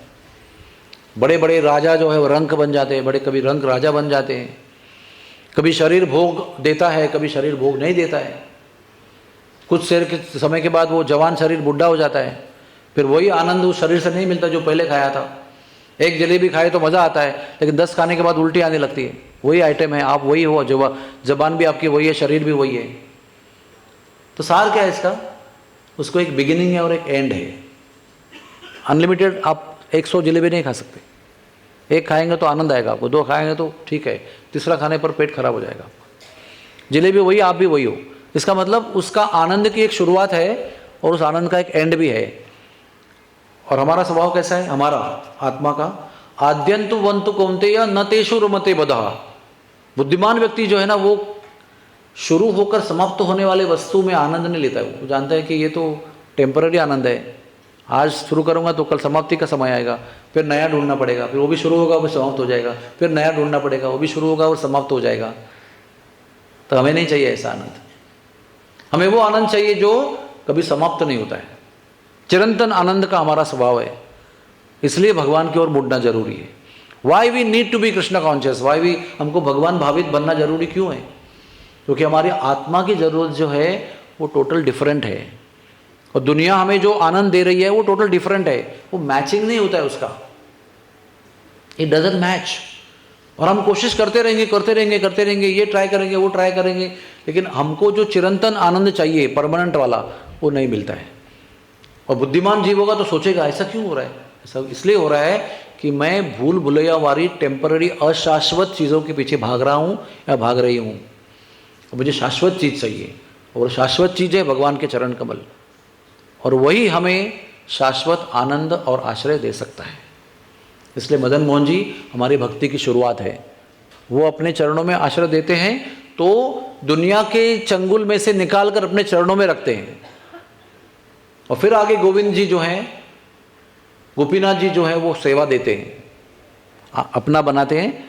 और सेवा किसको देते हैं भगवान? अरे गरे को देते नहीं हैं, जो अपना बनाया उसको ही देते हैं। आप भी सेवा किससे लेते हैं? जो अपने होते हैं उनसे सेवा लेते हैं। दुनिया से सेवा की उम्मीद नहीं कर सकते हम, तो भगवान पहले अपना बना लेते हैं, फिर उनको सेवा देते हैं। तो सेवा में गलती होती है, कभी अच्छा होता है बुरा होता है, भगवान सब सह लेते हैं और ट्रेनिंग देते हैं उसको। और जब सेवा में भक्ति करने से व्यक्ति परिपूर्ण होता है, ही बिकम्स परफेक्ट इन सर्विस, तो गोविंद जी कृपा करते हैं। तो गोविंद जी क्या करते हैं? वो मुरली बजा रहे हैं, उनकी मुरली हमको सुनाई पड़ती है, फिर उसके बाद में दुनिया में कोई चीज़ अच्छी लगती नहीं, उसमें इतनी मिठास और इतना चिरंतन शाश्वत आनंद है कि उसका जब भी टेस्ट लग गया तो फिर सारे चीज़ हमें वास्तव रूप में दिखाई पड़ते हैं, अपने असली रूप में। जो पहले भूल भुलैया में आपको आकर्षित करते थे, हमको समझ में आता है कि इसमें कुछ दम नहीं है। और ये बात सुनकर बहुत लोग डर जाते हैं, भाई हमको भक्ति वक्ति नहीं करना है। पता नहीं, हमारे हॉस्पिटल में एक डॉक्टर थे, वो सब जानते थे, हमारा फिलॉसफी सब कुछ जानते थे, और प्रार्थना में भी लिफ्ट के पास खड़े रहकर प्रार्थना सुनते थे। हम लोग कई बोलते थे उनको, महाराज डॉक्टर साहब आइए हमारे प्रार्थना के प्रांगण में खड़े रहिए आप। तो कहते थे कि मुझे ना डर लगता है कि मैं अगर बीच में आ जाऊंगा आपके, तो मेरा सब इंटरेस्ट खत्म हो जाएगा, सर्जरी में इसमें उसमें सब खत्म हो जाएगा, फिर मैं कहीं का नहीं रह जाऊंगा, इसलिए मैं जानते हुए भी आपके बीच में नहीं आना चाहता। तो जब मैं ये बता रहा हूँ आपको कि जब भगवान की मुरली सुनेंगे तो सब कुछ आकर्षण छूट जाएगा, तो सब लोग मन में निश्चय कर लेंगे हमको नहीं करना है। लेकिन ऐसा नहीं है। वो व्यक्ति जब भगवान के चरणों में अपने आप को शरण लेता है, उसके जीवन में कुछ कमी नहीं बचती है। योगक्षेमम वहाम्यहम अनन्यश्चिन्तयन्तो माम ये जनः पर्युपासते तेषां नित्याभियुक्तानाम योगक्षेमम वहाम्यहम। उस व्यक्ति के लिए जो भगवान का अनन्य चिंतन करता है, अनन्य सेवा करता है, उसके अलावा कुछ सोचता नहीं है, उसकी रक्षा भगवान करते हैं। उसके पास जो कमी है वो भगवान पूरी करते हैं, उसके पास जो है वो भगवान संभाल के रखते हैं। योग और क्षेम का मतलब क्या है? एक है जो नहीं है और देना, और योग का मतलब दे देना, और क्षेम का मतलब संभाल के रखना जो आपके पास है। भगवान आपके पास जो है वो संभाल के रखते हैं, जो कमी है उसको दे देते हैं, यानी आपको मेंटेन करते हैं भगवान। आप उनकी सेवा में लगे हो, वो आपके मेंटेन करने में लगे हैं। एक सुंदर दुआ है इसके पीछे, हाँ, तू तेरे काम में तो मैं मेरे धाम में। कौन बोल रही है? भगवान बोल रही है। अगर तू तेरे काम में व्यस्त है तो मैं मेरे धाम में मस्त हूं, और अगर तू मेरे नाम में तो मैं तेरे काम में। हरि बोल, जय हो। तालियां बजाना अच्छा है, उसका मीनिंग अगर घर पे लेके जाएंगे तो और अच्छा होगा। हम सब लोग अपने काम में बिजी हैं, तो भगवान अपने धाम में बिजी है। जब उनके नामस्मरण में हम बिजी हो जाएंगे तो हमारा मेंटेनेंस का भार जो है वो उनको पर आएगा। हमारा पालन भारा एक होना तुम्हारा, मेरा पालन का भार आप स्वीकार कर रहे हैं भगवान। केवल आपकी शरणागति लेने से इतना बड़ा काम करते हैं आप, सारा जिम्मेदारी स्वीकार कर लेते हैं हमारी। तो ये बहुत अद्भुत स्थिति है, इसको अनुभव करना चाहिए कि हम उनकी सेवा में लगे हैं और पूरा हमारा जिम्मेदारी वो संभाल रहे हैं। ये जो अनुभूति है, ये स्थिति, ये हमें पैदा करनी पड़ेगी, फिर उसका अनुभव मिलेगा, फिर उसका आनंद आप समझेंगे। तो ये है मदन मोहन जी, जिनके पास हम हाथ जोड़कर प्रार्थना करते हैं। आप सब लोग मेरे पीछे बोलिए, जयताम सुरतौ पंगोर मम मंद मतिर्गति मत्सर्वस्व पदाम्भोजौ राधा मदन मोहनौ। हरे कृष्णा। तो ये मदन मोहन जी प्रत्यक्ष दर्शन देकर सनातन गोस्वामी के साथ बात कर रहे हैं, और ये उनका पहाड़ के ऊपर का भजन कुटी का फोटो है। मंदिर बनने के पहले यहाँ पर बैठकर सनातन गोस्वामी भजन करते थे। यहाँ पर एक चमत्कारिक, देखो यहाँ पर एक चमत्कारिक यहाँ दृश्य है। आप सब मुझे बताइए, कुआं कहाँ बनता है? कुआं कहाँ होता है? जमीन में होता है ना। हम लोग जमीन खोदते हैं ना, जमीन के अंदर 250, 60, 100, 200 फीट खोदते हैं, फिर पानी लगता है, फिर उसको हम कुआं बनाते हैं या बोरवेल बनाते हैं। तो पानी जमीन के अंदर होता है। पहाड़ के अंदर पानी होता है क्या? पत्थर के अंदर पानी होता है? नहीं है। मदन मोहन जी भगवान ने सनातन गोस्वामी का भजन देखते हुए पहाड़ पर अपने मुरली से कुआं बनाया, और उस कुएं का जो एंड है वो जमीन को टच नहीं करता है, वो पहाड़ के अंदर ही है। और आज भी उस कुएं के अंदर 12 महीने निरंतर ठंडे जल का क्या कहते हैं अरेंजमेंट है। देखो, मीठा जल, ठंडा जल पत्थर के अंदर भगवान ने चमत्कार से तैयार किया। एक जगह नहीं, भगवान ने अपने मुरली से कई जगह पर पत्थर पे कुआं बनाया हुआ है। आप वृंदावन में आइए, आपको सब दर्शन कराएंगे। इतने अद्भुत स्थान है कि कोई ज्योग्राफी, कोई टेक्नोलॉजी फेल हो जाती है वहाँ पर, आपका साइंटिफिक माइंड फेल हो जाता है। ये हाउ इट इज़ पॉसिबल? हाँ, कौन सा साइंस आपके पास है? आपके पास कौन सा ड्रिल मशीन है जो पत्थर में से पानी निकाल सकता है? लेकिन पत्थर में से पानी निकल रहा है। जब चाहे तभी, ये दो आदमी खड़ा है, जब चाहे तभी आपको पानी निकाल कर दे सकता है। आप भी खुद निकाल सकते हो, चाहे जितना पी सकते हो। कोई लिमिटेड स्टॉक नहीं है कि एक ही बॉटल लेके जाओ, ऐसा नहीं है। तो ये एक चमत्कार है वहाँ का। और ये मदन मोहन जी का दर्शन है। देखो, ये मदन मोहन जी अभी करौली में है, उसकी एक लंबी कहानी है, बाद में कभी बताएंगे आपको। लेकिन वो मंदिर में विराजमान थे ये। और यही मदन मोहन जी का विग्रह जो है हमारे गुरुदेव ने अभी गोवर्धन इको विलेज, हाँ, हमरापुर गालतारे, इस गांव में, जो मीरा रोड से 100 किलोमीटर आगे उत्तर दिशा में है। हमारे आपके सूरत से बहुत लोग वहाँ पर आते हैं। गोवर्धन इको विलेज, वाड़ा क्षेत्र में यहाँ पर मदन मोहन जी का विग्रह हुबेहूब बना के रखा है। और ये सनातन गोस्वामी की समाधि है। जब सनातन गोस्वामी का देह त्याग हुआ, गोवर्धन के चक्रेश्वर महादेव के स्थान पर उनकी भजन कुटी है, वहीं पर उनका देहांतर हुआ, तो उनका शरीर लाया गया इस मंदिर के नीचे, और वहाँ पर उनको समाधि दिया गया। तो ये उनका समाधि स्थल है। वहाँ पर जाकर भी हम उनसे यही प्रार्थना करते हैं, क्योंकि सनातन गोस्वामी संबंध आचार्य है, मदन मोहन जी संबंध विग्रह हैं। उनका पूजन करने वाले सनातन गोस्वामी उनके आचार्य हैं। तो उनसे भी हम यही प्रार्थना करते हैं कि हमें भगवान से संबंध दिला दो, गिव मी कनेक्टिविटी। जैसे आपका मोबाइल है, आपने 50,000 का मोबाइल खरीदा, क्या फ़ायदा है उसका? जब तक उसमें सिम नहीं आएगा तब तक कनेक्टिविटी कैसी होगी? बाकी सारे बहुत फीचर्स है उसके अंदर, लेकिन जब तक सिम नहीं आएगा तब तक उसका कोई फ़ायदा नहीं है। उसी तरह से हमारा शरीर जो है वो एक मोबाइल यंत्र की तरह है, बहुत एडवांस्ड है ये हमारा शरीर। लेकिन अगर भगवान के साथ कनेक्टिविटी नहीं है तो ये जीवत शव समान एक मुर्दे की तरह है। दिख रहा है जीवित दिख रहा है, सब जगह भाग रहा है, डोल रहा है, विषयों के पीछे भाग रहा है। लेकिन जब भगवान की कनेक्टिविटी इसमें आ जाती है तो इस जीवन को अर्थ प्राप्त होता है। तब तक ये शरीर हमारा और हमारा जीवन निरर्थक है। एलो और गेलो, मतलब आया और गया, भोग लिया और ख़त्म हो गया, कर्मों का बोझ बनाया, अगले जन्म में भोगने के लिए चला गया। लेकिन जब भगवान से कनेक्टिविटी बनती है तो जीवन को अर्थ प्राप्त होने लगता है, लाइफ बिकम्स मीनिंगफुल। तो ये मीनिंगफुल करने के लिए सनातन गोस्वामी के चरणों में प्रार्थना करनी है। तो समाधि को प्रणाम करो, आप सनातन गोस्वामी को प्रणाम करो। ये उनके समाधि मंदिर है, एकदम अंदर का दर्शन कराओ उनको मैं अभी। ये जो दर्शन था ये बाहर से है, इसके बाद ये प्रांगण है, इसके बाद में अंदर और जाएंगे, अंदर जाएंगे तो फिर ये समाधि का आपको दर्शन होगा। और ये सनातन गोस्वामी का भजन करने का दृश्य है और ये समाधि का बाहर का दर्शन है। ठीक है, अद्वैत वट को मैंने आपको पहले से दिखा दिया है। अद्वैत वट में ये अद्वैत आचार्य के चरण चिन्हों का दर्शन है। यहीं पर बैठकर अद्वैत आचार्य जो महाविष्णु के अवतार थे, उन्होंने भजन किया था, एकांत जंगल में अकेले बैठकर भजन किया था। इतना पावरफुल भजन था उनका कि केवल भजन मात्र से ही स्वयं भगवान वहाँ की भूमि से प्रकट हो गए, स्वयं प्रकट हो गए। मदन मोहन जी की मूर्ति किसने बनाई नहीं है, वो स्वयं प्रकट हो गए। सबसे पहले बनाई थी वज्रनाभ ने, लेकिन फिर कालांतर में लुप्त हो गई थी, वो अपने आप प्रकट हो गई। ये भजन की शक्ति है। भजन में इतनी शक्ति होती है कि भगवान को वो जहाँ नहीं है वहाँ से प्रकट कर सकते हैं।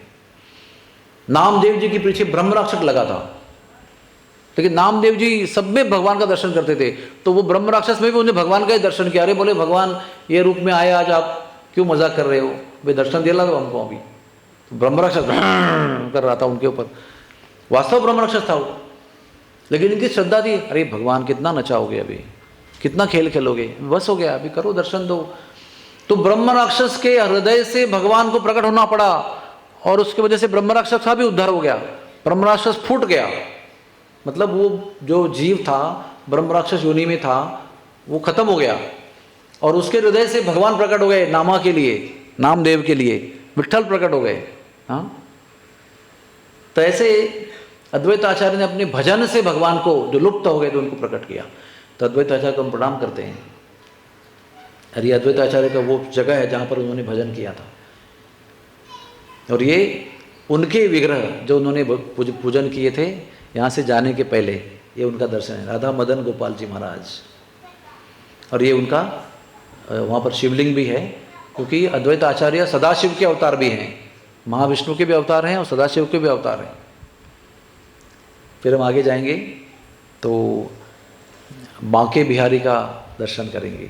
हाँ, बांके बिहारी का मंदिर जो है ना वो बहुत ही मशहूर, बहुत ही प्रसिद्ध, बहुत ही वृंदावन में गए और बांके बिहारी नहीं गए तो आपके वृंदावन की यात्रा असफल मानते हैं। हाँ, अगर आपको बहुत कम समय है तो एक है राधा रमन जी और एक बांके बिहारी जी दर्शन करके लोग जाते हैं। हाँ, कुछ भी नहीं मिलेगा तो इतना तो करते ही करते हैं, लेकिन आज के तारीख में बांके बिहारी का दर्शन करना बहुत कठिन है। अगर आपके अंदर बहुत शक्ति है, आप जिम में जाते हो और जवान भी हो, तो ये आप बांके बिहारी का दर्शन कर सकते हो। इतनी भीड़, इतनी धक्का मुक्की होती है वहाँ पर, और कोई किसी को देखता नहीं कि प्रधानमंत्री है कि चीफ मिनिस्टर है, कोई नहीं, सब लोग धक्का मुक्की करके चले जाते हैं। तो बहुत सोच समझ के जाना पड़ता है बांके बिहारी का दर्शन करने के लिए। ये राजा है वृंदावन के। हाँ, देखो, बांके बिहारी मुझको देना सहारा, बांके बिहारी मुझको देना सहारा, कहीं छूट जाए ना दामन तुम्हारा, बांके बिहारी मुझको देना सहारा। ये है बांके बिहारी जी। देखिए कितने अद्भुत दर्शन हैं इनके, बहुत सुंदर। वैसे इनका फोटो निकालना मुमकिन नहीं है, अलाउड भी नहीं है। ये बहुत ही प्रयास से आपके आनंद के लिए फोटो ढूंढ ढूंढ के लाए हैं हमने। हाँ? और बहुत विशेष दिन के श्रृंगार के ये हैं। ओके, तो बांके बिहारी की कहानी ऐसी है। एक बुढ़ा व्यक्ति था, वो बुजुर्ग हो गया था, बहुत अपने जीवन में मेहनत कर चुका था। तो एक दिन उनको ऐसा लगा कि मुझे सर्वोच्च व्यक्ति की सेवा करनी है अभी, I want to serve the best of the best person. तो उसे देखा अपने गांव में सरपंच जो है वो सबसे बड़ा आदमी है, तो सबको छोड़ के उसकी सेवा में लग गया। एक दिन सरपंच के सामने उस राज्य का मंत्री आ गया, तो सरपंच भी मंत्री की सेवा में लग गया। तो बुढ़े को समझा कि इससे बड़ा ये आदमी, तो मंत्री की सेवा में चला गया। कुछ दिन के बाद देखा कि मुख्यमंत्री आ गए, तो मंत्री जी मुख्यमंत्री की सेवा में लग गए। तो उन्हें मंत्री को छोड़कर मुख्यमंत्री की सेवा स्वीकार किया। ऐसे करते करते करते एक दिन राजा तक पहुंच गए वो। हाँ, केंद्रीय मंत्री, प्रधानमंत्री, उसके बाद में प्रधानमंत्री राजा की सेवा कर रहे हैं, तो राजा की सेवा में लग गए वो। तब तक भी बहुत समय बीत गया था और बुढ़े भी हो गए थे वो। तो राजा की सेवा में बहुत दिन रहे, लेकिन एक दिन रात में जग रहे थे ऐसे वो, देखा तो राधा जो है राजवस्त्र पूरा उतार कर, सूती वस्त्र, धोती कुर्ता पहनकर, चप्पल बिना पहने हुए, कोई मुकुट नहीं, कोई माला नहीं, कोई अलंकार नहीं, कुछ नहीं, ऐसे राजा अपने महल से निकलता है और जंगल की ओर चलने लगता है। तो ये सेवक जो है, जो अपने आप को सेवा करना चाहता है, वो पीछे पीछे जाने लगे, राजा कहाँ जा रहे हैं, मुझे सेवा करनी है उनकी। राजा ऐसे यकश्चित व्यक्ति बनकर जंगल के बीच पहुंचता है और वहाँ पर एक मंदिर है जहाँ पर राजा प्रवेश करता है, पीछे जी ये भी प्रवेश करता है, तो वहाँ पर बांके बिहारी जी खड़े हैं और राजा बांके बिहारी की सेवा कर रहे हैं। बहुत देर तक सेवा करता है बांके बिहारी की, और फिर राजा वापस चला आता है। उस दिन ये राजा की सेवा छोड़ देता है और बांके बिहारी की सेवा में आ जाता है। हाँ, अभी बांके बिहारी प्रकट कैसे हुए? एक ललिता जी के अवतार हैं। ललिता देवी कौन है? राधा रानी की सखी है। तो ललिता देवी ने अवतार लिया स्वामी हरिदास के रूप में। आज से 400-500 साल पहले की बात है। वृंदावन के बड़े आचार्य हैं वो, बड़े फेमस। और स्वामी हरिदास जी संगीत में भी बहुत परम श्रेष्ठ कलाकार थे। आज भी उनके नाम से भारत में संगीत गोष्ठी कंपटीशन होती है, आयोजित होती है। तो ये फकीर बनकर वृंदावन में आए और निधिवन में भजन करते थे। जैसे अद्वैत आचार्य ने अपने भजन के प्रभाव से मदन गोपाल को प्रकट किया, वैसे निधिवन में इनके सामने बांके बिहारी प्रकट हो गए। बांके बिहारी बनाई बनी मूर्ति नहीं है, वज्रधाम में भी नहीं बनाई, अपने आप निधिवन में प्रकट हुई। उनका स्थान भी निधिवन में जहाँ वो प्रकट हुए थे। एक कुटी का स्थान भी जहाँ भजन करते थे। उनकी कुटी ऐसी थी कि उसमें केवल सांप की तरह ही प्रवेश कर सकते हैं आप, ऐसी कुटी थी उनकी। अगर जाना है तो सांप की तरह जाना पड़ेगा, क्रॉलिंग इनसाइड द कुटी। तो उन्होंने प्रकट किया था, तो उनका मंदिर जंगल में था। तो राजा चले गए और ये उनकी सेवा में खड़े हो गए उधर। तब तक रात हो चुकी थी। तो रात में जब ये खड़े हो गए तो पुजारी जी अभी मंदिर बंद करके, राजा चला गया तो पुजारी जी मंदिर बंद करके लॉक करके जा रहे हैं। तो पुजारी जी को कह रहे हैं, अरे आप तो मदन बांके बिहारी के सेवक हो, मुझे बांके बिहारी की सेवा करनी है, बांके बिहारी की सेवा करनी है, मुझे सेवा दो बांके बिहारी की। तो पुजारी ने कहा, अभी कल सवेरे आ जाओ, भगवान जग जाएंगे तो सेवा देंगे आपको। बोला, पता नहीं मैं कल तक जी पाऊंगा, मैं तो बहुत बुढ़ा हो चुका हूँ, कभी भी मर सकता हूँ, मुझे अब भी सेवा चाहिए। तो उनको लगा ये आदमी पागल है, बट ही वॉज कन्विंस्ड कि उसको करना है। अभी क्या करे, अभी इसके उनको घर जाके सोना है, तो अभी पल्ला छोटे कैसे इसका। तो बोले, अभी यहाँ खड़े रहो, इस दरवाजे से कोई अंदर नहीं जाना चाहिए, कोई बाहर नहीं निकलना चाहिए। अभी जिसको ताला लगा चुके हैं उसके अंदर बाहर कौन जाएगा, लेकिन भी बुढ़े से ताला छोड़ना है। तो फिर वो बोला ठीक है मैं खड़ा रहता हूँ। और चमत्कार क्या हुआ बांध जानते हैं? क्योंकि वो बुढ़ा जो था ना वो बहुत सरल हृदय का था। He didn't say what nonsense, आप मुझे उल्लू बना रहे हैं, ताला लगा के जा रहे हैं और मुझे बोल रहे हैं अंदर बाहर जाना नहीं चाहिए, कोई सेवा की बात है, आप क्या मुझे मूर्ख समझते हो क्या? नहीं, उसने बात को यथा तथा मान लिया, वहीं खड़ा हो गया वो सेवा में। जैसे ही पुजारी लॉक करके चला गया ना, बांके बिहारी स्वयं बाहर आए बंद दरवाजे से, हाँ एकदम सज धज के। तो उन्होंने कहा, अरे कौन हो आप, कहाँ जा रहे हो, मुझे आदेश है यहाँ पर, बांके बिहारी की सेवा में हूँ मैं। तो भगवान ने कहा, मैं स्वयं बांके बिहारी हूँ, जय हो। तो फिर वो चरणों में गिरा भगवान के। देखो हृदय की सरलता होती है ना तो भगवान कोई दूर नहीं है।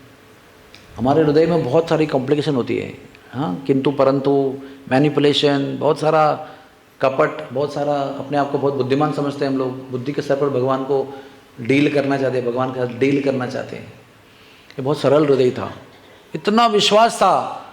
भगवान स्वयं प्रकट हो गए तो उन्हें भगवान के चरणों में गिरा, बोला, भगवान मैं आपकी सेवा में आना चाहता हूँ। तो बोला, चलो। बोला, आप कहाँ जा रहे हैं भगवान? बोले, ये रासलीला का समय है, मैं भी रास खेलने जा रहा हूँ, तो मेरे साथ। तो भगवान उसको और दूर कहीं लेके गए, जंगल में। सब जंगल ही जंगल है, मंदिर भी जंगल में है, सब जंगल है, लेकिन वो बंसीवट की ओर ले गए उनको। तो रास मंडल है वहाँ पर बड़ा विशाल। भगवान ने कहा, यहाँ खड़े रहो, यहाँ से आगे आपको प्रवेश नहीं, आप यहाँ खड़े रहो, मैं जाता हूँ फिर लौट के आता हूँ, तब चलेंगे साथ में। तो भगवान चले गए और रात भर रासलीला खेलते रहे, हाँ। और भरी सवेरे 4 बजे के आसपास ब्रह्म मुहूर्त में वो बाहर आए, थके हुए भगवान। और ये बुढ़ा वहाँ पर खड़ा था। भगवान थक के आ गए, बोले चलो। तो ये चले गए भगवान के साथ साथ। और भगवान दूर चल चल के फिर दरवाजे तक आए मंदिर के। और बंद ताले वाले ताले वाले दरवाजे से भगवान अंदर जाने वाले थे। तो बहुत ठंड थी उस समय, तो वृद्ध व्यक्ति बहुत काँप रहा था ठंड से। तो भगवान को दया आई उसकी। भगवान ने अपने ऊपर जो शॉल था ना, जो रात को पुजारी ने पहनाया था, गर्म शॉल, वो उठा के उस बूढ़े के ऊपर पहनाई। बोला, इसको पहन के रहो, मैं जाता हूँ विश्राम करने के लिए। और बंद दरवाजे से भगवान चले गए अंदर और विश्राम करने चले गए।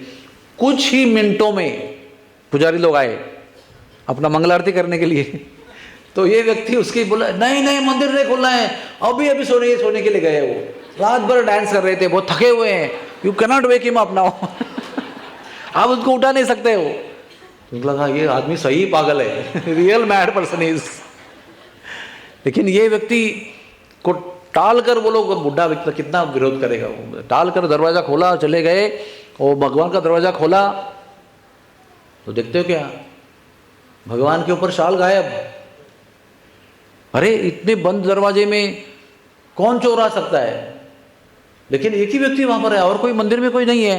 तो पूछना अगर कुछ करना है इन्वेस्टिगेशन तो इससे ही करना पड़ेगा। तो बाहर आए वो, अरे भगवान के शाल कहाँ है? तो मैंने कहा ना ये देखो ये शाल है, ये मेरी शाल नहीं है। ये अंदर जाने के समय भगवान ने मुझे ठंड से कांपते हुए देखा तो भगवान ने अपनी शाल उतार के मुझे पहनाया। तब जाकर पुजारियों को विश्वास हुआ कि अरे बंद दरवाजे से अंदर आदमी जाकर शॉल कैसे चुरा सकता है, नॉट पॉसिबल। इतना बड़ा ताला था पुराने ज़माने में, मेरे घर पे मेरे पिताजी का ताला रखा मैंने मॉन्यूमेंट के रूप में। इज सच अ बिग ताला, हाँ 7 लीवर्स। वो तो अभी का ताला है, उस समय का ताला तो क्या कह सकते हैं आप। तो तभी ये पुजारी चरणों में गिर गए इस बुढ़े के। तो ये बांके बिहारी की कहानी है, और बांके बिहारी की बहुत सारी कहानियाँ हैं। बांके बिहारी जी से एक दिन एक भक्त ने आकर नज़र मिलाई ऐसे प्रेम से। तो बांके बिहारी अपना स्थान छोड़कर उस भक्त के पास आए और पर्दा बंद हो गया ना, तो वो भक्त के साथ चले गए और अपने बातें करते करते भगवान चले गए। जब पुजारी ने आकर पर्दा खोला भोग खोलने के लिए, भगवान गायब। पर्दा बंद किया तभी भगवान थे, लेकिन पर्दा खोलने के लिए भगवान नहीं है। सब जगह ढूंढ रहे, कहाँ गए बांके बिहारी जी, कहाँ गए कहाँ गए। तो मंदिर के बाहर एक अच्छी जगह पर बैठकर वो बातें कर रहे हैं भक्त से अपने।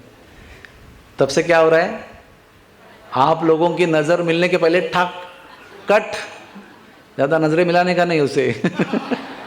नज़रें मिलाने का काम नहीं है, क्योंकि वो भी ऐसे ही भगवान है।